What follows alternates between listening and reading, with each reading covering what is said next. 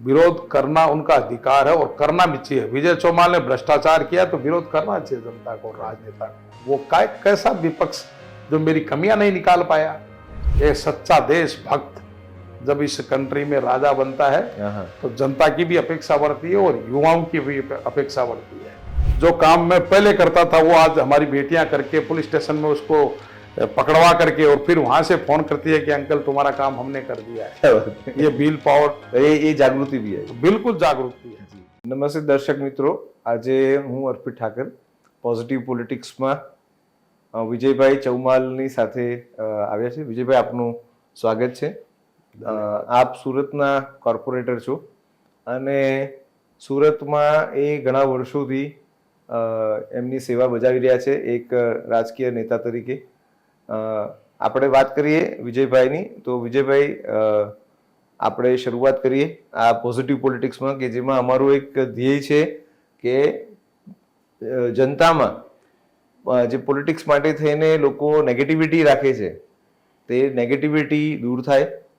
Politician આટલું બધું સરસ કામ કરી રહ્યા છે તો એ પોલિટિશિયન્સ બેઝિકલી શું કામ કરી રહ્યા છે તેને પણ અમે દર્શાવીએ, પ્રજા સમક્ષ રખીએ અને એ રાખવાથી પ્રજામાંથી જ ઘણા સારા સારા નેતાઓ ભવિષ્યમાં પોલિટિક્સમાં આવે એ પણ અમારી એક પ્રયત્ન છે।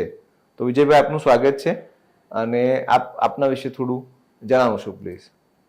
पहले मेरा परिचय देता हूँ। विजय कुमार चौमाल, सूरत महानगर पालिका में वर्तमान में स्लम इम्प्रूवमेंट समिति का चेयरमैन हूँ और सेकंड टर्म में पार्षद हूँ। अच्छा अच्छा। मेरा राजकारण में आना कोई एक संजोग जैसी मैं कह सकता हूँ। ओके। बहुत सामान्य, मैं खाली सेवा का काम करता था उस विस्तार में, तो पार्टी ने मुझे 2015 में टिकट दिया और मैं चुनाव जीत गया। उस टाइम पर थोड़ा पार्टी की वहाँ पूरा पैनल नहीं जीतता था और मुझे परमात्मा ने ऐसा आशीर्वाद दिया कि पूरा पैनल के साथ में मैं जीत के आया। फिर वापस मुझे 21 में टिकट दिया, तब भी मैं पूरा पैनल के साथ में जीत के आया। क्या बात। तो हाँ, ऐसा मेरा पॉलिटिकल बैकग्राउंड है। और मैं स्टैंडिंग कमेटी में भी काम किया हूँ, आरोग्य समिति में भी काम किया हूँ। अच्छा, आरोग्य समिति। हाँ, आरोग्य समिति में पूरे शहर का। पॉलिटिकल आने से पहले मेरा बैकग्राउंड सिम्मेर हॉस्पिटल में, अपना सूरत महानगर पालिका का एक बहुत अच्छा सुंदर हॉस्पिटल है जी जी। उसमें गवर्नमेंट की सब सुविधा है लेकिन लोग उसमें जाते नहीं है। अच्छा। लोग उसमें सेवा लेने के लिए थोड़ा हिचकिचाते थे जी, तो मैं उनको कन्विंस किया। अच्छा। और एक संघ का वहाँ सेवा का अंबेडकर ट्रस्ट की तरफ से एक प्रकल्प चलता है। अच्छा। तो मैं वहाँ लोगों की सेवा करना और करना पर डे 2 घंटा मेरा काम करता था। ये 2008 में मुझे संघ ने जिम्मेदारी दी थी। ओके। और फिर मैं सेवा का काम करता रहा था। अच्छा।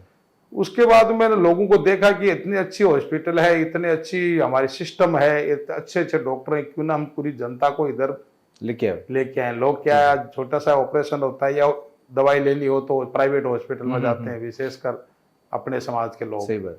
तो फिर उनको मैं कन्विंस करके सिम्मेर हॉस्पिटल की तरफ ले जाना शुरू किया और सेवा शुरू कर दी। और मुझे आज दिन तक है, मेरे आज भी आप देख सकते हो मैं सेवा कर रहा हूँ कंटिन्यू। बहुत ऐसा मेरा एक मैंने मेरे समाज में बनाया है। अब सिम्मेर हॉस्पिटल का काम होता तो जनता पूरे शहर में मुझे याद करती है। क्या बात। हाँ जी, कैसा भी काम हो, उसके पास में पैसा है कि नहीं है, उसकी कोई सेवा का कोई काम है कि नहीं, खाली वो सिम्मेर तक आ जाए और मुझे कांटेक्ट कर ले, ऐसा मैंने सिस्टम डेवलप कर रखा है। क्या बात। आप पॉलिटिक्स में एक्टिव हुए, उसके पहले क्या करते थे? पॉलिटिक्स में एक्टिव होने से पहले मैं व्यापारी हूँ, व्यापार करता था मेरा छोटा मोटा पैकिंग मटेरियल का। और करने के बाद में मैं ये सेवा का भाव को लेकर के और मैं राजकारण में आया। हमने सुना है आप मंदिर, हनुमान जी का मंदिर है कोई?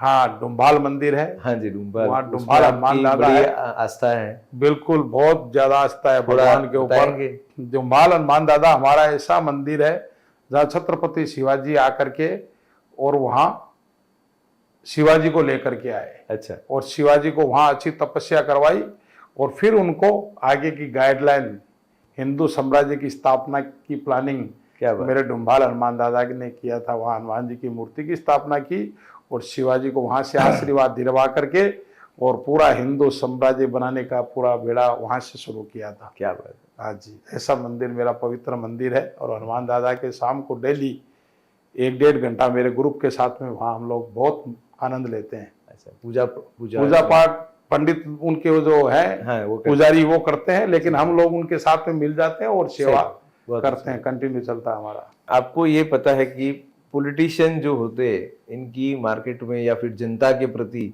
चाहे कितनी भी अच्छी सोच हो, जितना भी अच्छा काम करते हो, लेकिन प्रजा जो है वो थोड़ा आगे पीछे हो जाते हैं।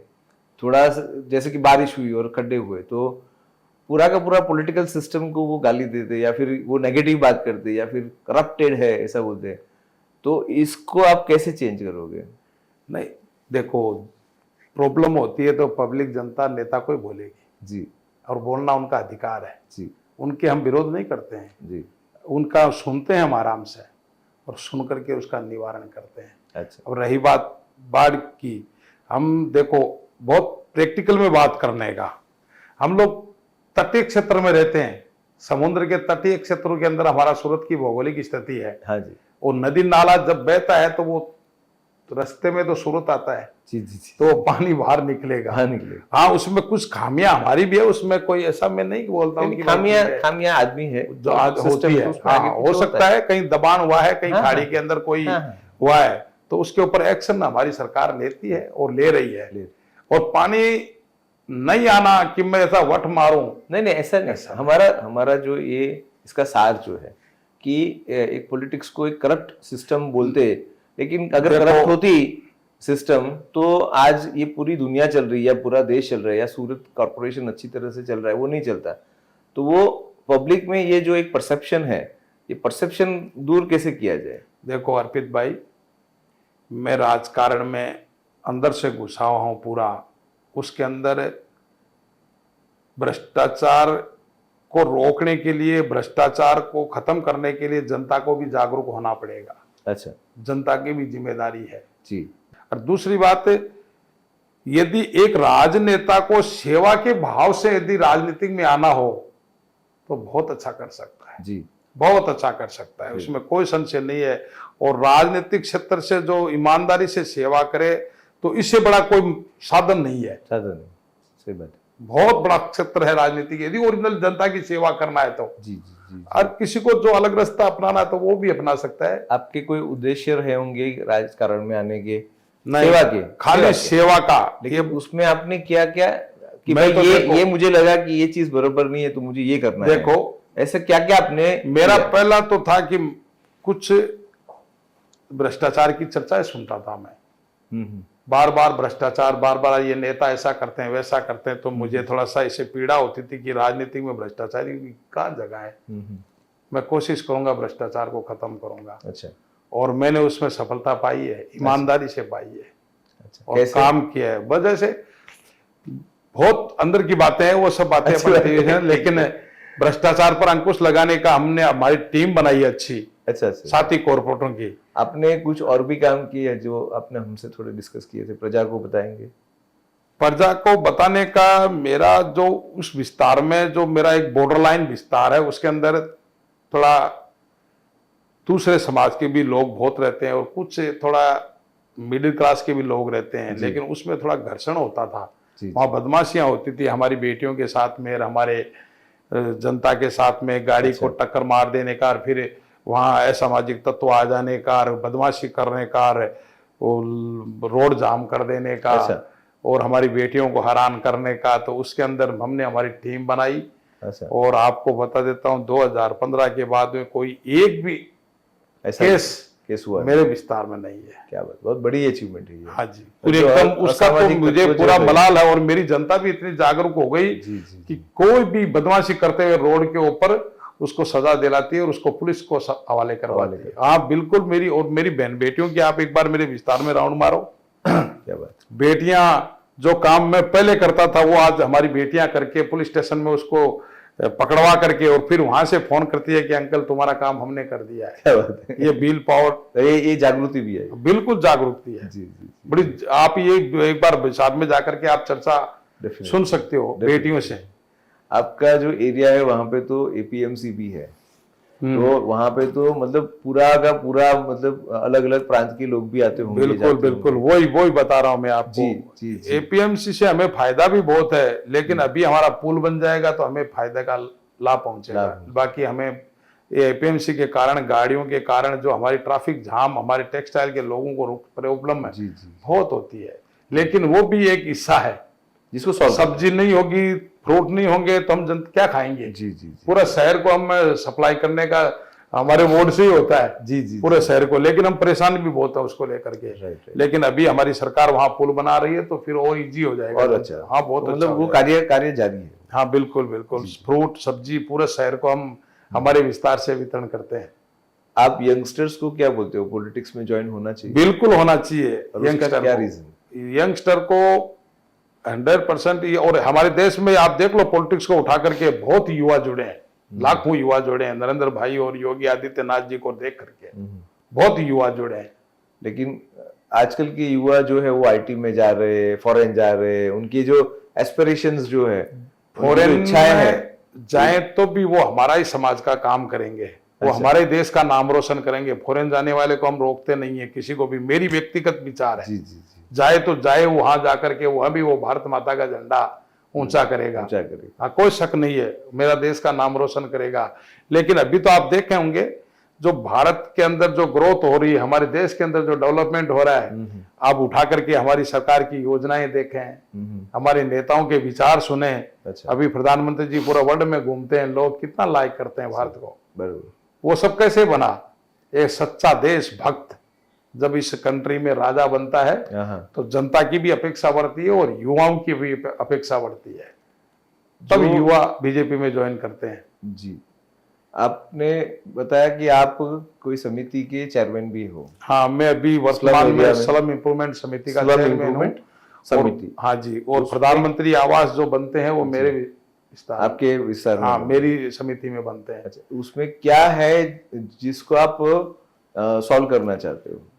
स्लम इम्प्रूवमेंट समिति के अंदर देखो अच्छा है, उसमें कोई संशय नहीं है। हम लोग डीपीआर तैयार करके और हमारे मुख्यमंत्री जी को भेज देते हैं, उसके बाद में हमको काम करने की परमिशन मिलती है और बहुत अच्छा सुंदर। हम लोग सबसे बड़ी मुझे चीज ये अच्छी लगी कि एक वेसु के अंदर मैं क्रिकेट टूर्नामेंट में आया हुआ था, तो वहां मैं चीफ गेस्ट था और एक वहां के कुछ जयपुर से चीफ गेस्ट आए थे उसी समाज के, तो वो भी थे। हम दोनों स्टेज पर बैठे थे, तो वो स्टेज पर बैठा हुआ आदमी ने अनाउंसमेंट करता है एंकर की विजय भाई चौमाल पधार रहे हैं, सूरत महानगर पालिका के चेयरमैन, वो स्लम इम्प्रूवमेंट समिति के चेयरमैन। तो बेचारा वो समझ नहीं पाया कि स्लम इम्प्रूवमेंट क्या है, उनको कोई गांव का गेस्ट था, वो बड़ा आदमी बड़ा था समाज का। उसने जब मैं स्टेज पर बराबर में जाकर के बैठा तो क्या बोले, धीरे सी बोलते हो मारवाड़ी भाषा में, आप किस चीज के चेयरमैन है जी? अच्छा। तो मैंने उनको बताया ग्राउंड से, स्टेज पर से, मैं कि देखो ये सामने जो टावर है ना, उसके अंदर जो बालकनी के अंदर बिटिया कपड़ा सुखा रही है, वो 2.5 करोड़ का फ्लैट है। सही बात है, ये 2.5 करोड़ का फ्लैट है। और उसके बाजू में देखो वो बच्चा खेल रहा है, वो 5 लाख रुपए में दिया हमने। अच्छा, क्या बात है। कितने रुपए में? 5 लाख रुपए। 5 लाख रुपए में हमने दिया है। मैं इस समिति का चेयरमैन। वो सब सरकारी आवास जो होते हैं, वही जमीन, उसी के बाजू में जमीन, वो कंस्ट्रक्शन, सही सही, एक क्वालिटी कंस्ट्रक्शन। जी जी जी। हम उस समिति के चेयरमैन। ऐसे आप कितने साल से एक्टिव हो ये सब पॉलिटिक्स में? पॉलिटिक्स में मैं सही पूछो तो 2006 के बाद में मैं एकदम फुल तिया समाज में चला गया। घर वालों को बोल दिया जितना समय था मैंने उतना तुम्हारे को दे दिया, अब बाकी बचा समय समाज को मैं भारत माता को दूंगा। अच्छा, मैंने एकदम प्रैक्टिकल में बोल दिया। तो फिर घर वालों ने निर्णय किया कि भाई तू घर मत छोड़ना, सही सही, तेरे को रहना, सोना और घर के कपड़े पहनना ये हम प्रोवाइड, ये खाना घर का खाना। अच्छा, बाकी तू हमें कोई मदद नहीं चाहिए तेरी, तू जा भारत माता की सेवा कर। तो ये आपने जो आवास बनाए, ऐसे कितने लोगों को आपने घर दिलाए? मेरे पास में समिति आई, उसके बाद में हमने 6000 मकान बना करके 6000, हाँ जी, और उससे पहले फैमिलियों को आपने हाँ जी घर दिलवाया। 23,000 मेरे को जब मैं एंट्री किया तो 23,000 समथिंग आवास बना करके सूरत महानगर पालिका ने बनाया। अच्छा। उसके बाद में जब अपने पास में आया डिपार्टमेंट, तो हमारे नेता और हमारे मेयर श्री और हमारे प्रदेश अध्यक्ष CR पाटिल जी बहुत मतलब फास्ट काम करने की, उनकी एकदम झटाझट ओपनिंग करनी, तो उनके आदेश के ऊपर लगभग 6000 मकान हमने किया। अभी तीसरा पेज हमारे सरकार का जो अभी आया है नया डिजाइन का मकान, वो 2 रूम हॉल का आया है। अच्छा। उसका DPR बना करके हमने भेज दिया है, अब जल्द ही वो आने वाले हैं और तुरंत हम वो काम शुरू कर देंगे। जमीनें सब नक्की की हुई है सूरत महानगर पालिका की। आपने जब पॉलिटिक्स ज्वाइन किया, आपको जब टिकट मिली या कि कोई भी राजनेता है उसको टिकट मिलती है, तो एक जुलूस सा निकलता है, तो प्रजा को एक प्रश्न रहता है कि ये समाज सेवा करने के लिए टिकट मिला है, तो उसमें जुलूस काहे को? तो आपका क्या इसके ऊपर विचार? सर आपको जुलूस की तो मैं प्रैक्टिकल में बताऊं, मेरे को 2015 में जब पहले टिकट मिला ना, तो ये 4-4:30 बजे अनाउंसमेंट हुआ, टिकट विजय चौमाल को जी दी गई है। मैं डॉक्यूमेंट्स दूसरे दिन मुझे 12 बजे फॉर्म भरना फाइनल कर दिया था पार्टी ने। मैं रात को डॉक्यूमेंट्स तैयार करने में लग गया, फटाफट CA को मिलना, वकीलों को मिलना, तरह तरह के डॉक्यूमेंट्स इकट्ठा करना।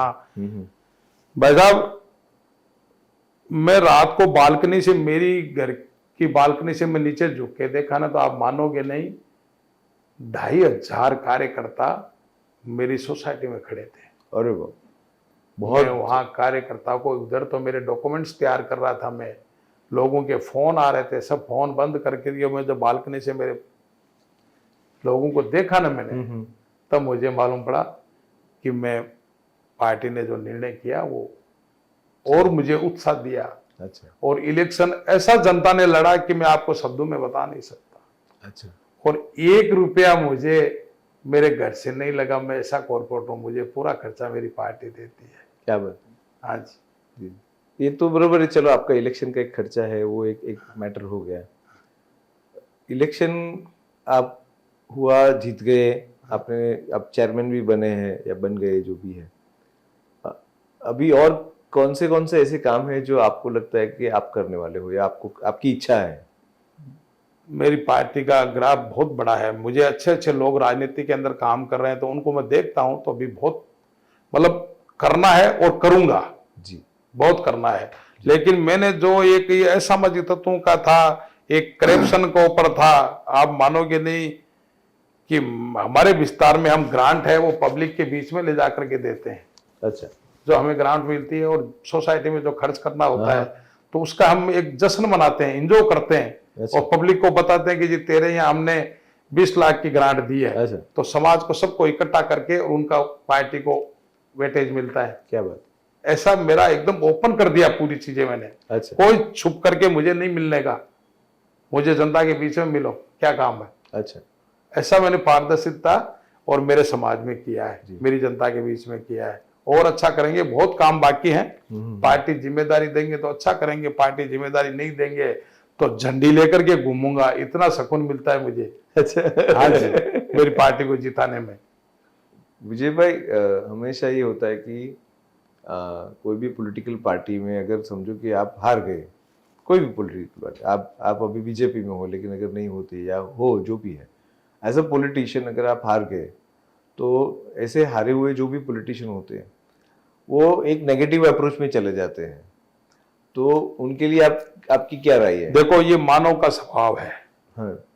लेकिन राजनीतिक में आने से पहले, जैसे अपन ने अभी शुक्ला जी को अंतरिक्ष में भेजा, वो शुक्ला जी को तुरंत उठा करके और अपने उसको भेजा नहीं है। उसके लिए पहले भोजन, खाना पीना 6 महीने तक उसको ऐसे वातावरण में हमने रखा, तैयारी किया उसको। तेरे को भोजन इतना दिन में नहीं मिलेगा तो कैसे रहना है, श्वास का भोजन कैसे करना है, पानी कितना पीना है, उसका बॉडी का पूरा फिजिकल उसको फिट किया, प्रोसेस किया अपने 6 महीने तक, तब जाके अंतरिक्ष में अपने शुक्ला जी को भेजा। सही। पॉलिटिशियन को भी वैसा तैयार करना चाहिए, कार्यकर्ता को। मुझे आज टिकट नहीं मिले तो मुझे दुख होता है, लेकिन वो दुख करने का नहीं होता है, वो उसमें मुझे और जिम्मेदारी सीखने की जरूरत है कि कहाँ कमी रह गई। पार्टी हो सकता है मुझे दूसरा काम देगी। सही। क्यों दुख के कारण मैं बैठा हूं, मैंने मन को विचलित करूं? जी आज मुझे कॉर्पोरेशन नहीं दिया तो पार्टी दूसरा ऑप्शन सोचेगी मुझे, बराबर। लेकिन मुझे कमिटेड एक जिम्मेदारी के साथ में काम तो करना होगा। तो ये हो गया ना, स्किल बेस आपको काम तो मिलेगा ही अगर स्किल है और आप में धगस है। बट ऐसा भी होता है कि जब नहीं मिलता है तो लोग दुख होते हैं। बिल्कुल नहीं करना चाहिए, थोड़ा धैर्य रखना चाहिए, समय उसका भी आएगा। उसका भी और नहीं मिले, मैं बोलता हूं कॉर्पोरेशन में आज पार्टी के अंदर कितने करोड़ों कार्यकर्ता है, क्या सबको पार्टी ने कॉर्पोरेटर, एमएलए, सांसद बना दिया क्या? नहीं हो ही नहीं सकता, नहीं बनाया ना। प्रैक्टिकली आज वो कार्यकर्ता, हम उनको देखते हैं वडीलों को, 70 साल का 60 साल का वडीलों को, तो मैं उनको प्रणाम करता हूं, मैं देखता हूं कि क्यों इनके भाग्य में नहीं लिखा राजकारण। लेकिन वो कभी राजकारण से नाराज होकर के, नेताओं से नाराज होकर के नहीं विड्रॉ नहीं किया है। राजनेता आते हैं और चले जाते हैं, पार्टी जीतती रहती है। पार्टी का चिन्ह, पार्टी का चुनाव, पार्टी का बैनर, पार्टी की ध्वजा, वो अमर है। और वैसे पार्टी के अंदर है, उस पार्टी के अंदर कार्यकर्ता जिसको एक हम मोटिवेट होते हैं, उनको देखता हूं, उनको बहुत ईमानदार लोग हैं मेरी पार्टी में, बहुत मजा आता है मुझे। आपके लिए कोई रोल मॉडल? रोल मॉडल मेरा नरेंद्र भाई मोदी जी, अच्छा। जिनको मैंने जीवन में पहली बार मैंने मीडिया में देखा था, उनकी वक्तवाणी, उनकी भाषा, उनकी, तो मैंने देखा कि आदमी कैसे तैयार हुआ। ये मैं आपको बताऊं, 96-97 में मुझे राजकारण की थोड़ी सी भान हुई थी। टीवी चैनल पर वो महामंत्री थे, तो उनकी जो मैं बात भाषा देखी मैंने उनकी, फिर वापस हम तो दुनियादारी में लग गए, धंधे में लग गए। फिर जब वो 2000 के अंदर भूकंप आया, नरेंद्र भाई ने कमान संभाली और टीवी पर उनका स्पीच देखा, तब मन में हुई कि यह आदमी ऐसा कैसे बना, सही बात, ये किस कारण बना ऐसा आदमी। तो फिर देखा घूम घूम के, फिर तुम्हारे जैसे लोगों ने बताया कि ये तो संघ का प्रचारक है, तो ये संघ क्या होती है, हम तो गांव में नहीं देखा संघ को। मैं तो बहुत सामान्य गांव से आया हूं। हाँ, मेरे गांव में एक जरूर लिखा हुआ था, गर्व से कहो हम हिंदू है, डॉक्टर हेडगंवार। अब आगे हमको मालूम नहीं कि हेडगंवार जी कौन है, और गर्व से कहो हम हिंदू हैं। खेतों में से आते तो आवाज लगाते थे गांव के चौक में। अच्छा, मालूम नहीं कि हेडगंवार जी कौन है। मेरा थोड़ा एजुकेशन का अभाव था, खिलाड़ी था, स्पोर्ट्समैन था, पूरे दिन गांव में मौजी मस्ती करना और खेलना। लेकिन फिर यहाँ आकर के देखा, हाँ यार हेडगंवार जी के लोग हैं, संघ के लोग हैं, कैसे काम कर रहे हैं। फिर संघ ज्वाइन किया।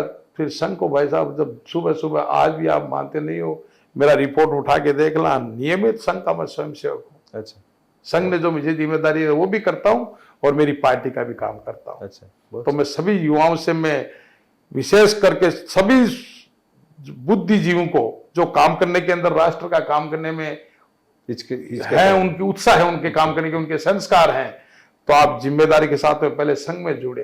अच्छा, संघ में जुड़ करके छोटे छोटे काम, जो 5 लोगों की टोली बैठती है, 10 लोगों की टोली बैठती है, संघ की टीम बनती है, उस टीम, उस काम को एक बार समझे आप।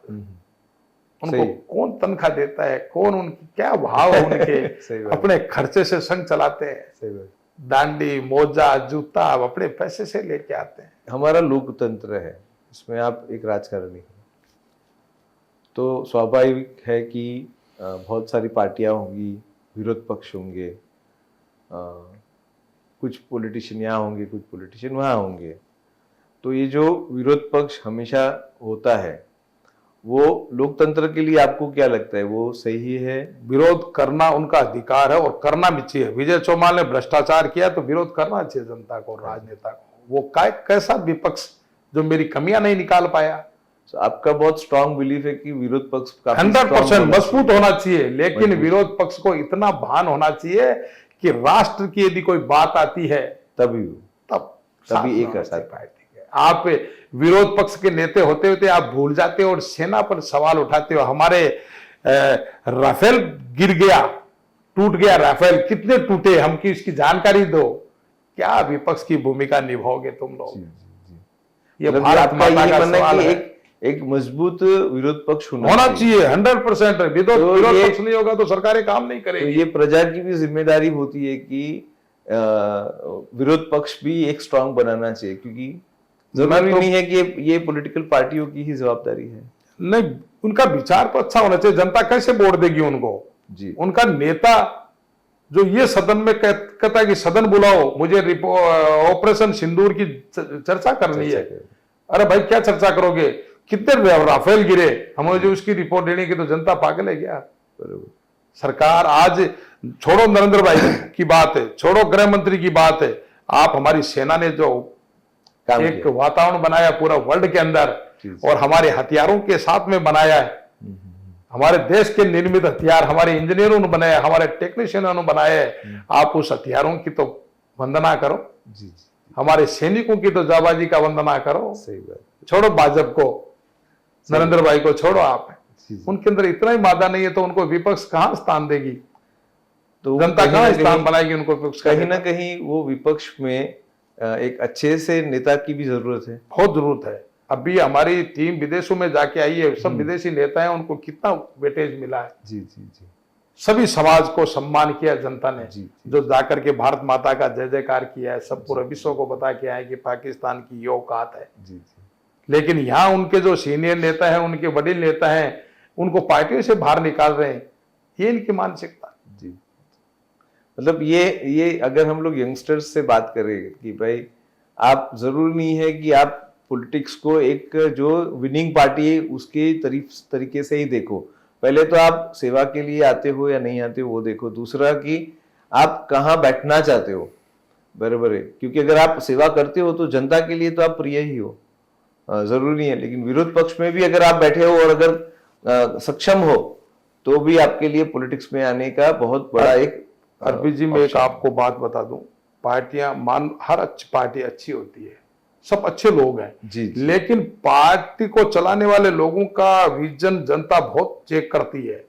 आज भारत माता को भ्रष्टाचार से खोखला करना और वीआईपी फैमिली बनना, और आप राष्ट्र के बारे में उल्टे सुल्टे स्टेटमेंट दे देना, ये वो कभी भी जनता स्वीकार नहीं करेगी. जी. आप भारत माता की जब बात आती है ना, तो कंधे से कंधा मिलाना पड़ता है. ये जनता ने देखा है. आज हमारी फौज की ताकत को जनता ने स्वीकार किया है. सही बात. तो हमें तो वो तो देखना पड़ेगा. अब उसके ऊपर ही इन विपक्ष के नेताओं के, सरदार वल्लभ भाई पटेल कांग्रेस में थे, लाल बहादुर शास्त्री जी कांग्रेस में थे, आज वो हमारे सिर के ताज है. जी. जी. आज सरदार वल्लभ भाई पटेल का स्टेचू बनाया भारतीय जनता पार्टी ने, तो क्या कोई विपक्ष का आदमी जाकर के वहां सरदार साहब को प्रणाम नहीं कर सकता? क्यों कर सकता है? किस मानसिकता की बातें कर रहा है विपक्ष? जी. जी. जी. जी. एक सोचने वाली बात है. जी. सो एक सरदार साहब तो कांग्रेस के नेता थे. जी. जी. जी. जी. सो पॉलिटिक्स में ये है कि एक ब्रॉडर थॉट के साथ चलना चाहिए. विजय भाई, आप और कोई संदेश देना चाहते हैं? बस आपने आज मुझे बुलाया, मैं आपको दिल से अभिनंदन करता हूं, धन्यवाद देता हूं. ये मेरा इंटरव्यू पहला होगा. आप यहाँ पे आए, आपने समय निकाला, आपका बहुत धन्यवाद. और ऐसे ही आप हमारे साथ आते रहिए, पॉजिटिव बातें करते रहिए. इसके साथ हम नमस्ते. बिल्कुल अर्पित जी, आपका खूब खूब आभार. धन्यवाद.